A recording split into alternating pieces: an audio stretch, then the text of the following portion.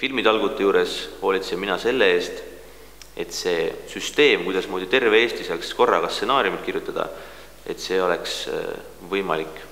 Stsenaariumi kirjutamine hakkab välja nägema niimoodi, et on olemas üks kodulehekülg, kuhu meie kõigepealt korjame üles inimeste poolt lihtsalt, kõigil on olemas igasugused väikseid lugusid, mida nad on elus kas kuulnud või on ise läbi teinud, neid naljakaid hetki, mille kohta nagu inimesed väga tihti ütlevad, et sellest saaks ühe hea filmi.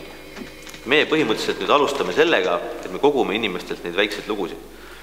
Me paneme just hästi suurde kasti ja siis, kui meil see kast saab niisugune mõnusalt täis, ma loodan, ühel hetkel, siis me ootame inimestelt sünopsiseid ehk siis selliseid pisikesi kokkuvõtteid, millest võiks üks film olla, mida me kõik koos hakkame siis tegema. Et kuidas ühte sünopsist kirjutada, seda leiab juba sealt internetist, seal on seletatud see ära ja üldse kogu see protsess saab niimoodi toimima, et me läheme järk-järgult terve filmi käime läbi, seletame kõik ilusasti lahti, et inimestel ei oleks liiga keeruline ja kogume nii-öelda tükkhaaval selle filmi paika.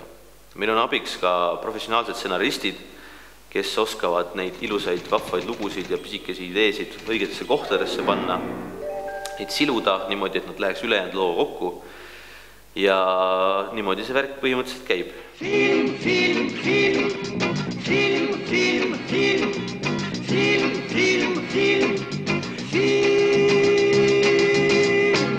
Selle filmi kirjutamisel võiksidki osaleda kõik vähegi kõik inimesed, kes Eestis elavad, sest et kõigil on palju lugusid.